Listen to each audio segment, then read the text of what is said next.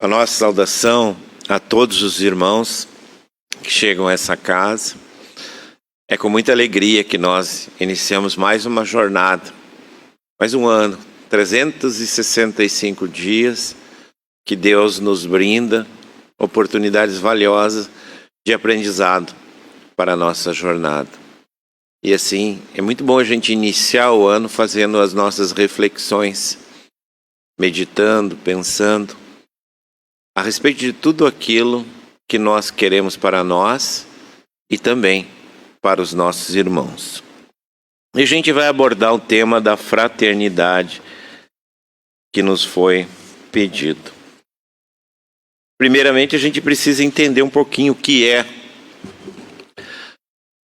a etimologia da palavra fraternidade. É um termo oriundo do latim, frater, e ele significa irmão. Por esse motivo, fraternidade significa parentesco entre irmãos. E a fraternidade universal designa a boa relação entre os homens que se desenvolvem de afetos próprios dos irmãos de sangue. A fraternidade é o laço entre os homens, fundado no respeito pela dignidade da pessoa humana e na igualdade dos direitos entre todos os seres humanos. E nós temos conhecidas diversas agremiações, diversas instituições voltadas, assim, podemos dizer, para a fraternidade. O escotismo é um exemplo bem clássico. É um movimento que promove a fraternidade através da prática do trabalho em equipe, do respeito ao ser humano, do amor aos animais, à natureza. E os jovens que integram esse movimento tornam-se exemplos de responsabilidade, de liderança, altruísmo e fraternidade. Existe também um grupo bem conhecido que tem se destacado muito nas suas atividades voltadas à fraternidade. É o grupo Fraternidade Sem Fronteiras, onde esses irmãos visam amenizar as necessidades do seu próximo em todas as partes, tanto no Brasil como fora do Brasil, sempre com aquele olhar voltado para o próximo, para as suas necessidades, para as suas dificuldades. E a gente vai abordar um tema de amor fraternal, amor incondicional, e a gente vai discorrer um pouquinho também sobre o que Kardec diz em Obras Póstumas, quando ele fala liberdade, igualdade e fraternidade, para que a gente possa entender um pouquinho. E, primeiramente, o que é o amor fraternal? O amor fraternal é um sentimento de carinho muito forte, de dedicação, de interesse pela figura do outro, gerando sentimentos positivos, construtivos, podendo em certos momentos levar o indivíduo a fazer grandes sacrifícios que só poderia fazer por ele mesmo. Geralmente esse sentimento fraternal acontece entre irmãos que podem ter afinidade consanguínea ou não. Muitas vezes a gente tem esses sentimentos fraternais por pessoas que não são nossos parentes consanguíneos. Também entre homens e mulheres a gente pode ter esse amor fraternal, que é um sentimento de dedicação absoluta, sem qualquer outro interesse que não seja de fazer o bem, sem querer algo em troca. Muitas vezes esses sentimentos de afeto que ligam pessoas são decorrentes não só de laços familiares, e muitas vezes as próprias agremiações que unem, como no caso a nossa casa, as agremiações religiosas, unem pessoas num amor fraternal, em sentimentos patrióticos também. A pátria nos une nesse amor fraternal. Kardec aborda, o tema liberdade, igualdade e fraternidade. Por coincidência, o tema que a Revolução Francesa usou. E ele traz bem apropriado esse tema no livro Obras Póstumas. E ele diz assim que essas 3 palavras são por si sós o programa de toda a ordem social, que realizaria o progresso mais absoluto da humanidade, se os princípios que representam pudessem receber a sua inteira aplicação. E a gente não tem como duvidar dele. Se pudéssemos colocar em prática essas 3 palavras, a humanidade já conseguiria dar um salto bastante grande no seu processo de evolução. E ele segue dizendo assim: a fraternidade, na rigorosa acepção da palavra, reúne todos os deveres dos homens relativamente uns com os outros. Ela significa devotamento, abnegação, tolerância, benevolência, indulgência. É a caridade evangélica por excelência e aplicação da máxima: agir para com os outros como gostaríamos que os outros agissem conosco. É a contrapartida do egoísmo. A fraternidade diz: cada um por todos e todos por um. O egoísmo diz: cada um por si. Sendo essas 2 qualidades uma negação da outra, ou seja, aquela pessoa que é fraterna não é egoísta e o egoísta não pode ser fraterno. É tão impossível a um egoísta agir fraternalmente para com seus semelhantes, quanto é para um avarento ser generoso.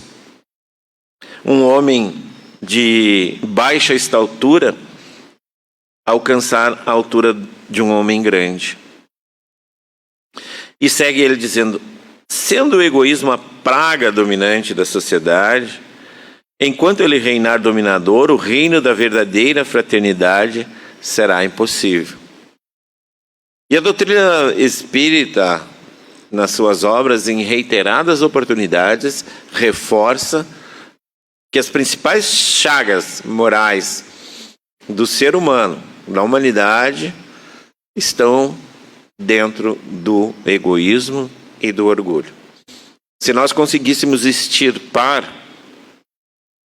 isso, a humanidade avança de uma maneira, como diz a gente, podia daí dar um salto, e a gente sabe que a natureza não dá saltos.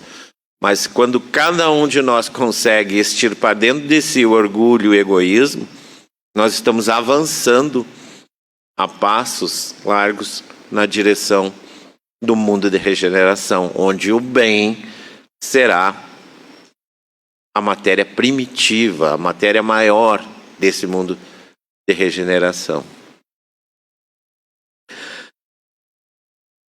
Então, cada um quererá da fraternidade, como ele disse, se tivermos um orgulho dominador, o egoísmo, cada um quererá da fraternidade em seu proveito, mas não a quererá para fazê-la em proveito dos outros.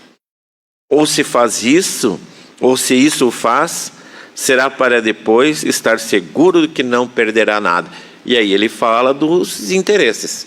Ou seja, a pessoa ser fraterno, não pela fraternidade em si e buscar o bem-estar do outro, mas buscando algumas vantagens ao longo desse exercício da fraternidade. O que não é fraternidade, é simplesmente, né, um arremedo de fraternidade. Considerada do ponto de vista da sua importância para a realização da felicidade social, a fraternidade está em primeira linha. É a base. Sem ela, não poderia existir nem a igualdade, nem liberdade sérias. A igualdade decorre da fraternidade e a liberdade é a consequência das duas outras. Com efeito, suponhamos em uma sociedade de homens bastante desinteressados, bons e benevolentes para viverem entre si fraternalmente. Não haveria entre eles nem privilégios, nem direitos excepcionais, sem o que não haveria ali fraternidade. E a gente vai lendo e entendendo isso, e a gente vai percebendo como que ainda estamos distantes desse conceito ideal de fraternidade. Porque existem muitos conflitos de interesses. Mesmo muitas vezes aqueles que agem com o intuito da fraternidade estão visando lá na frente interesses outros escusos, que não a verdadeira fraternidade. E a gente sabe, pela orientação da espiritualidade, que no mundo regenerado, no mundo de regeneração, imperará o amor.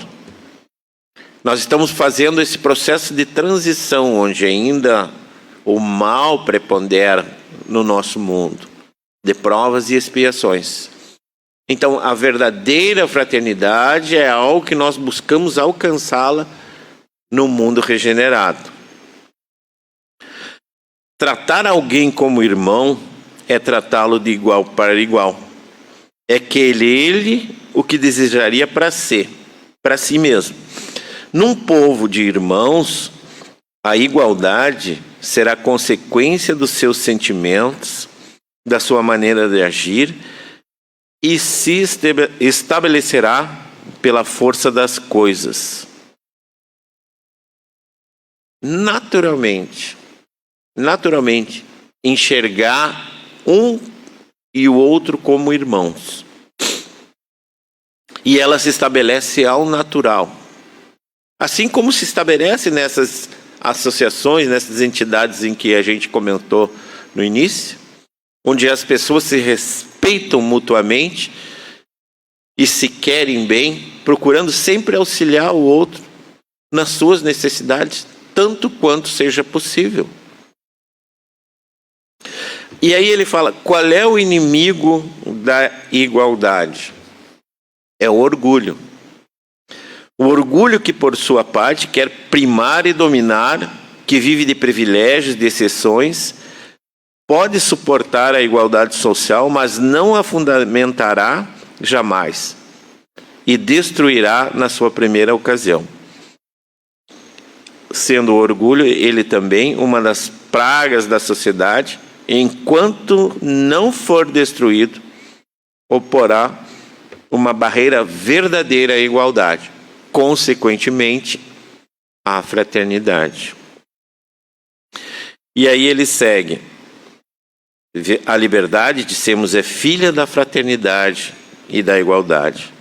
Falamos da liberdade legal e não da liberdade natural, que é por direito imprescindível a toda criatura humana, desde o selvagem até o homem civilizado. Vivendo como irmãos, com os direitos iguais, animados por um sentimento de benevolência recíproco, praticarão entre si a justiça, não procurarão nunca se fazerem mal e não terão, consequentemente, nada a temer uns dos outros. E aí ele segue assim, como o egoísmo que quer tudo para si, o orgulho quer sempre dominar. Dariam a mão à liberdade que os destronaria? Os inimigos da liberdade são, pois, ao mesmo tempo o egoísmo e o orgulho, como são da igualdade e da fraternidade. E para que a gente consiga entender esse sentimento da fraternidade, a gente precisa entender um pouquinho do sentimento do amor incondicional. O que é esse amor incondicional? O amor incondicional é o significado do amor pleno, completo, absoluto, que não impõe condições ou limites para amar. Quem ama de forma incondicional não espera nada em troca. O amor está em primeiro lugar. Ele é generoso, ele é altruísta, ele é infinito.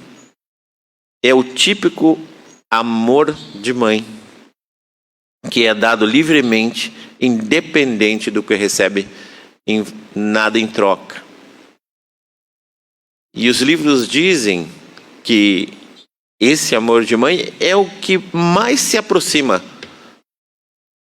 É, como diz assim, um prelúdio do amor incondicional que Deus tem para conosco. Porque a mãe se sacrifica pelo seu filho. Ela dá a vida pelo seu filho.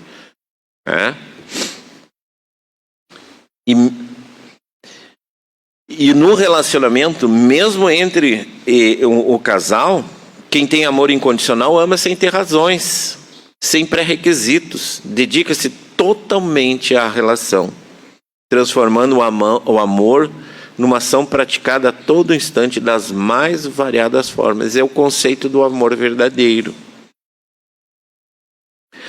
Para os cristãos, Deus tem um exemplo, nos dá para todos nós do amor incondicional. Imaginemos assim que Deus pede aquele espírito que atingiu a culminância do seu processo evolutivo. E por amor, Deus convoca o Cristo de Deus, seu Filho amado, para que venha das mais altas esferas nos demonstrar amor. Na sua essência, na sua plenitude. Esse é um exemplo de amor. Porque ele não tinha essa necessidade, atingiu todas as culminâncias, todos os processos evolutivos que ele podia alcançar, toda a perfeição que é factível de um espírito alcançar. Uma morada celeste, aquele que conhece Deus na sua plenitude, na sua essência. É co-criador com Deus. E por amor incondicional, ele recebe essa missão. Se prepara mais de 1000 anos para chegar até nós e nos mostrar o caminho.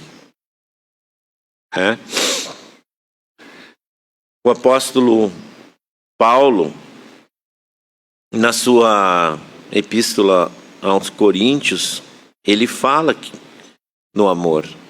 O amor é paciente, é bondoso, não se inveja, não se vangloria, não se orgulha, não maltrata, não procura seus interesses, não se ira facilmente, não guarda rancor, não se alegra com a injustiça, mas se alegra com a verdade. Tudo sofre, tudo crê, tudo espera e tudo suporta. Nos mostrando esse caminho que nós vamos atingir em algum momento na nossa jornada evolutiva, e essa a gente vai conseguir alcançar esse sentimento. E aí, realmente, a fraternidade vai reinar entre os homens. Eu creio que o exemplo e o modelo para nós, palpável, que Jesus deixou através das suas parábolas, o exemplo do bom samaritano. É o exemplo mais assim, palpável, mais factível para todos nós da fraternidade verdadeira. Porque olha para o seu próximo caído, jogado, machucado, né? E não quer saber, né? As pessoas se conheciam pela vestimenta da sua casta na época, mas ele não olhou a pessoa esfarrapada ali, o indivíduo o tratou como irmão. Como ele gostaria de ser tratado, curou, levou, botou no hotel, cuida. Se ele gastar mais, eu pago na volta. Esse sentimento é o sentimento que começa a animar as pessoas. E a gente começa a ser fraterno nos pequenos grupos sociais, na nossa casa. Vamos procurar ser o mais fraternos possível e expandir isso para os outros grupos. Há tantos grupos de trabalho voluntário necessitando de pessoas e muitas vezes a gente pensa o que eu poderia fazer, mas tem tanta coisa para ser feita. Façamos aquilo que nos cabe para que a caridade, o auxílio chegue o mais rápido possível. O mais rápido possível. Aqui na casa nós temos grupos de assistência social que atendem as pessoas. Existe trabalho no banco de alimentos que buscam auxiliar as pessoas que sofrem nesse momento tão difícil. E cada um de nós pode ser fraterno das mais variadas formas. Ouvir os nossos irmãos nas suas dores, nas suas angústias. Levar uma palavra de conforto àquele que está sofrendo. Não custa nada, se necessita simplesmente o meu desprendimento de ir de encontro à pessoa que está passando por uma necessidade. Visitar um doente no hospital, visitar um velhinho no asilo, uma criança no orfanato, a comida para quem tem fome, o agasalho, o remédio, e N formas de nós sermos fraternos. Já não cabe mais para nós dizer que não sabemos, não sabemos como fazer. É o momento da gente estar presente. Ter esse olhar de se colocar no lugar do outro. É o momento da gente enxergar o nosso próximo como irmão. Verdadeiramente como irmão. E aí a gente vai começando a criar uma energia que começa a se espalhar de as pessoas serem mais fraternas. Não tem mais volta, né? A gente tem que, como diz Kardec aqui, sufocar o orgulho e o egoísmo. Então, cada vez que eu me aproximo do outro, eu estou sufocando esse egoísmo, esse orgulho que jaz dentro de nós. E muitas vezes ele quer mostrar as garras, ele quer se fazer presente. Mas cada vez que eu entro em contato com a dor do próximo, que eu me proponho a auxiliar o próximo, eu estou fazendo com que esse sentimento saia de dentro de mim. Esse orgulho, esse egoísmo. E tenhamos em mente o seguinte, se hoje nós podemos auxiliar, que bom. Pelas leis da reencarnação, quem sabe mais lá adiante não seremos nós que precisaremos do auxílio. Então vamos refletir nisso, vamos meditar nisso. Ser fraterno não custa nada. Simplesmente que nós façamos a nossa parte para que o auxílio não chegue tarde. Eu agradeço a atenção de todos e quero convidá-los agora, nesse momento, para que possamos unir os nossos pensamentos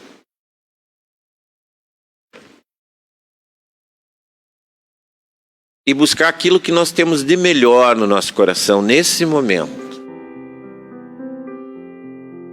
O nosso desejo de auxiliar, que o nosso coração e o nosso sentimento vibre naquela vontade de fazer o bem. E quando isso começa, esse sentimento começa a pulsar dentro de mim,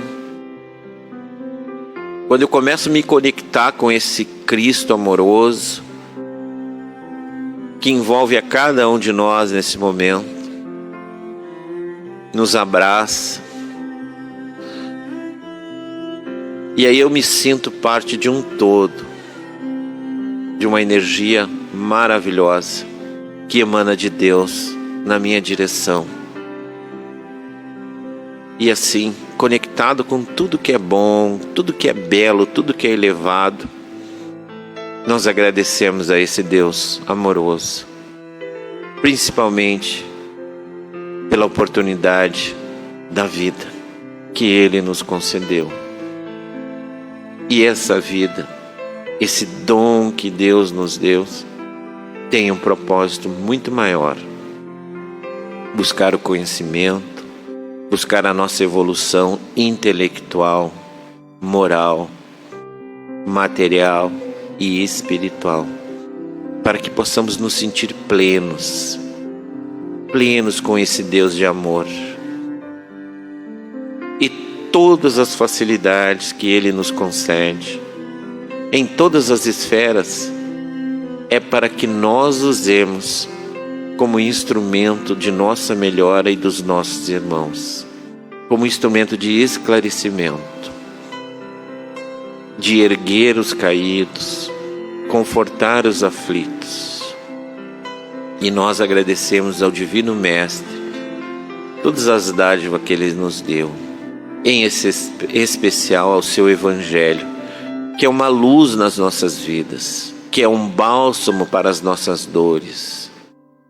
No mundo tereis dores e sofrimento, mas tende bom ânimo, porque eu venci o mundo.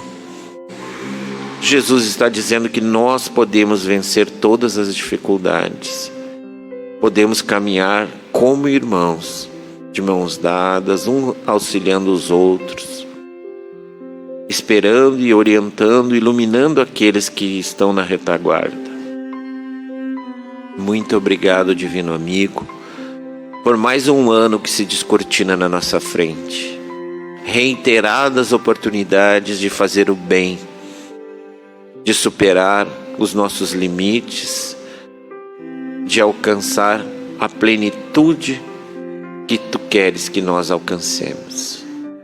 Que o Teu Evangelho, Jesus amigo, seja o farol a guiar os nossos passos. Que possamos fazer de cada dia da nossa vida um verdadeiro Natal, quando tratarmos o nosso próximo como irmão. Que a Tua luz, Jesus, nos envolva, que o Teu amor nos abençoe, hoje e sempre. Que assim seja.